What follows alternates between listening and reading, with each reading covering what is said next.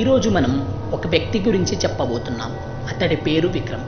మీరట్కు చెందిన విక్రమ్ వృత్తిరీత్యా doctor. Vikram doctor కావడంతో ఒక చోట నుండి మరో చోటుకి వైద్యం చేయడానికి వెళ్ళేవాడు. మొదట్లో విక్రమ్కు దయ్యాలు ప్రేతాత్మలపై నమ్మకం ఉండేది కాదు. కానీ అతడి జీవితంలో చోటు చేసుకున్న ఒక సంఘటన వల్ల తనకు దయ్యాల భూతాలపై నమ్మకం ఏర్పడింది.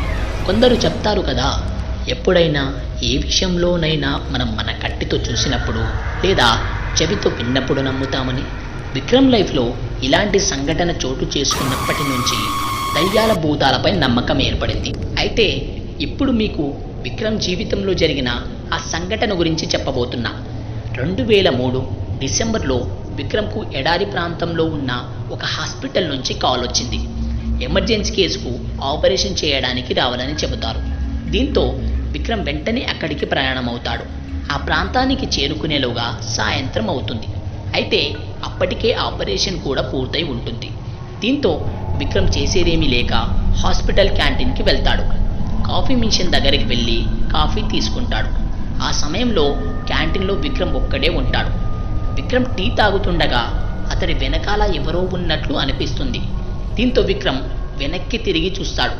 కానీ వెనకాల ఎవరు ఉండరు. విక్రమ్ లైట్ తీసుకుని టీ తాగడం మొదలుపెట్టాడు. కానీ అకస్మాత్తుగా విక్రమ్ చెవి దగ్గరికి వచ్చి ఉఫ్ఫుమని ఎవరో ఊదినట్లు సౌండ్ వస్తుంది. వెంటనే విక్రమ్ లేచి నిలబడతాడు. చుట్టుపక్కల చూసినా ఎవరూ కనిపించరు. భయపడిన విక్రమ్ అక్కడి నుండి పారిపోయి ఆసుపత్రి అటెండర్ను కలిసి జరిగింది చెప్తాడు. కానీ అటెండర్ విక్రమ్ మాటలు నమ్మడు. సార్, బయట గాలి వేగంగా వీస్తుంది, బహుశా మీకు అలా అనిపించి ఉండవచ్చని చెప్పుకొస్తాడు. నిజానికి ఆ రోజు వాతావరణం కూడా డిఫరెంట్గా ఉంటుంది. అధిక గాలులు వీస్తూ భారీ వర్షం కురుస్తుంటుంది. దీంతో విక్రమ్ కూడా రియలైజ్ అయ్యి నిజమేమోనని అనుకుంటాడు. జర్నీ చేసి అలసిపోవటం వల్ల ఇలా జరుగుతుందేమోనని అనుకుంటాడు. కొద్దిసేపు నిద్రపోతే అంతా సెట్ అవుతుందని అనుకుని బెడ్ దగ్గరికి వెళ్ళి నిద్రపోతాడు. నిద్రపోయిన కొద్దిసేపటికి విక్రమ్కు గజ్జల సప్పడి వినిపిస్తుంటుంది. దీంతో గావారాగా విక్రమ్ లేచి కూర్చుంటాడు. చుట్టుపక్కల చూసినా ఏమీ కనిపించదు. గది మొత్తం చీకటిగా ఉంటుంది. కానీ విక్రమ్కు మాత్రం ఆ గజ్జల సవ్వడి క్లియర్గా వినిపిస్తుంటుంది. దీంతో విక్రమ్ భయపడుతూ రూమ్ నుంచి బయటకు పరిగెడతాడు. బయటకు వెళ్ళి చూస్తే హర్రర్ సినిమాల్లో కనిపించేలా రూమ్ మొత్తం పాతపడి కనిపిస్తుంటుంది. ఆ గదిని చూసిన విక్రమ్ ఒక్కసారిగా కింద పడిపోతాడు. హాస్పిటల్ మొత్తం పాడుబడ్డ బంగ్లాలా కనిపిస్తుంటుంది. విక్రమ్కు ఎటు వెళ్ళాలో తెలియని పరిస్థితి. అప్పుడే విక్రమ్కు పై ఫ్లోర్లో ఎవరో మాట్లాడుతున్నట్లు వినిపిస్తుంటుంది. తనతో పాటు ఇంకా చాలామంది ఉన్నారని విక్రమ్కు మనసులో కొంచెం ధైర్యం వస్తుంది. వెంటనే విక్రమ్ ఆ సౌండ్ వస్తున్న గదికి వెళ్తాడు. 3rd ఫ్లోర్లో ఉన్న ఆ రూమ్కి వెళ్ళి చూస్తాడు. తలుపులు తెరిచి చూడగా రూమ్ మొత్తం ఒక్కసారిగా కామ్ అవుతుంది.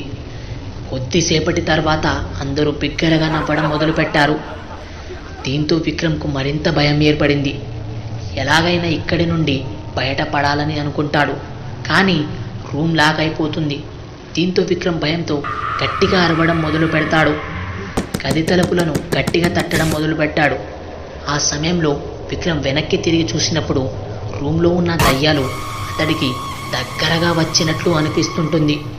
దీంతో విక్రమ్ ఇంకా వేగంగా తలుపులను బాదడం మొదలుపెట్టాడు. చివరికి డోర్ ఎవరూ తెరుస్తారు. గాబారగా బయటకు వచ్చిన విక్రమ్కు ఒక వృద్ధుడు కనిపిస్తాడు. విక్రమ్ వెంటనే ఆ వృద్ధుడి కాళ్ళపై పడి నన్ను కాపాడండి, వీళ్ళు నన్ను చంపేస్తారని ప్రాధేయపడతాడు. అప్పుడు ఆ ముసలి వ్యక్తి యంగ్మ్యాన్, ఇక్కడ ఎవరు లేరు కదా అని చెప్తాడు. దీంతో విక్రమ్ ఆ రూమ్ని చూసినప్పుడు లైట్ వెలికి ప్రశాంతంగా కనిపిస్తుంటుంది. దీంతో రూమ్లో ఎవరు ఉండరు. గది మొత్తం హాస్పిటల్గా మారిపోతుంది. ఆ తర్వాత విక్రమ్ పూర్తి విషయాన్ని ఆ వృద్ధుడికి చెప్తాడు. దీంతో ఆ ముసలుడు విక్రమ్కు షాకింగ్ విషయం చెప్తాడు.